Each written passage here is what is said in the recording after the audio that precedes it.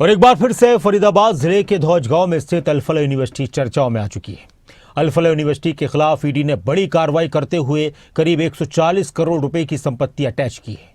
ये कार्रवाई prevention of money laundering act के तहत की गई। ईडी के मुताबिक जब्त की गई संपत्ति में करीब 54 एकड़ जमीन, यूनिवर्सिटी के शैक्षणिक भवन, हॉस्टल, प्रशासनिक इमारतें शामिल हैं। एजेंसी का कहना है कि यह संपत्ति अपराध से अर्जित धन से तैयार की गई। अल-फलाह यूनिवर्सिटी पर शिकंजा कसा गया है। क्या क्या नए खुलासे हुए हैं, ये रिपोर्ट देखिए।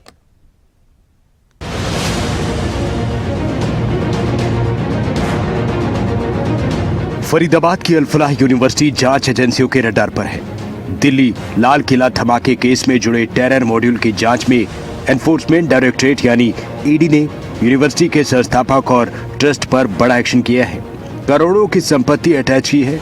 मनी लॉन्ड्रिंग के आरोप और आतंकी नेटवर्क से संदिग्ध कनेक्शन अल-फलाह यूनिवर्सिटी पर है।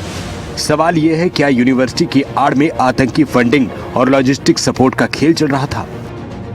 अल-फलाह यूनिवर्सिटी की करीब 140 करोड़ रुपए की संपत्तियां अटैच की गई हैं। फरीदाबाद के धौज इलाके में 54 एकड़ जमीन अटैच हुई है।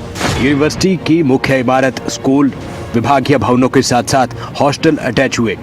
ईडी ने सभी को अपराध की आय बताया। कार्रवाई पीएमएलए कानून के तहत की गई। अल-फलाह ग्रुप के चेयरमैन जवाद सिद्दीकी ट्रस्ट के खिलाफ चार्जशीट दाखिल की गई है। अल-फलाह यूनिवर्सिटी हरियाणा के फरीदाबाद में स्थित संस्थान अब आतंक और मनी लॉन्ड्रिंग जांच का केंद्र है। जांच एजेंसियों के मुताबिक मामला सिर्फ शिक्षा तक सीमित नहीं बल्कि व्हाइट कॉलर टेरर मॉड्यूल तक फैला था। जांच एजेंसियों के अनुसार नवंबर में हुए दिल्ली ब्लास्ट केस की जांच के दौरान कई ऐसे नाम आए जिनका कनेक्शन प्रोफेशनल बैकग्राउंड, खासतौर पर डॉक्टर्स और एजुकेशनल नेटवर्क से बताया गया। लेकिन कई बड़े नाम आतंकी कनेक्शन से भी जुड़े। व्हाइट कॉलर आतंकी मॉड्यूल की जांच में यूनिवर्सिटी का नाम आ चुका है। यूनिवर्सिटी ने झूठी मान्यता दिखाकर 415 करोड़ से ज्यादा की अवैध कमाई की। जांच में 9 शेल कंपनियां एक ही पते पर रजिस्टर्ड मिली। कई कंपनियों में एक ही मोबाइल नंबर, ईपीएफओ रिकॉर्ड नहीं मिले। ईडी की रेड 18 नवंबर को यूनिवर्सिटी में हुई। 12 घंटे के एक्शन के बाद जवाद अहमद सिद्दीकी की गिरफ्तारी की गई थी। लाल किले के नजदीक धमाके के बाद पुलिस की दर्ज एफआईआर के आधार पर शुरू की गई मनी लॉन्ड्रिंग की कार्रवाई में ईडी ने यूनिवर्सिटी के संचालन में कई नियमों और कानूनों का उल्लंघन पाया।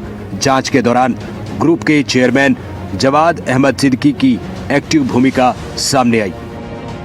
अल-फलाह यूनिवर्सिटी के संस्थापक जवाद अहमद सिद्दीकी, अल-फलाह ग्रुप के चेयरमैन, मनी लॉन्ड्रिंग और छात्रों के साथ धोखाधड़ी का आरोप, नैक से मान्यता होने का झूठा दावा किया, यूजीसी से जुड़ी गलत और भ्रामक जानकारी देने का आरोप है। करोड़ों रुपए विदेश भेजने के भी सबूत मिले हैं।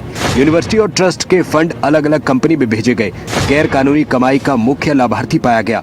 ईडी ने इनकी गिरफ्तारी की थी नवंबर के महीने में। 10 नवंबर को जब दिल्ली में लाल किले मेट्रो स्टेशन के पास धमाका हुआ, जांच सामने हुई तो फरीदाबाद की अल-फलाह यूनिवर्सिटी का नाम आया और कई बड़े खुलासे हुए। टेरर मॉड्यूल को लेकर सबसे सनसनीखेज खुलासा था। कई गिरफ्तारियां हुई। नाम आया डॉक्टर उमर उन नबी का। अल-फलाह यूनिवर्सिटी में असिस्टेंट प्रोफेसर था। दिल्ली आत्मघाती हमले को उमर ने ही अंजाम दिया था। दूसरा नाम है डॉक्टर मुजम्मिल का। यूनिवर्सिटी में पढ़ाने वाला एक डॉक्टर, जम्मू कश्मीर के पुलवामा का रहने वाला। आतंकी संगठन जैश-ए-मोहम्मद और अंसार गजवत उल हिंद से कनेक्शन बताया गया। विस्फोटक सामग्री, भारी मात्रा में आईईडी बनाने का केमिकल इसने जुटाया। मुजम्मिल टेरर मॉड्यूल का लॉजिस्टिक बैकबोन था। मुजम्मिल ने आत्मघाती हमलावर डॉक्टर उमर उन नबी को मॉड्यूल में शामिल कराया। यूनिवर्सिटी के हॉस्टल इस्तेमाल किए साजिश और मॉड्यूल के लिए। इस मॉड्यूल में एक नाम है शाहीन शाहिद का। यूनिवर्सिटी से जुड़ी एक डॉक्टर, जैश-ए-मोहम्मद के साथ संबंधों का आरोप है। महिलाओं को आतंकी संगठन में भर्ती करने और ब्रेन वॉश करने का काम किया।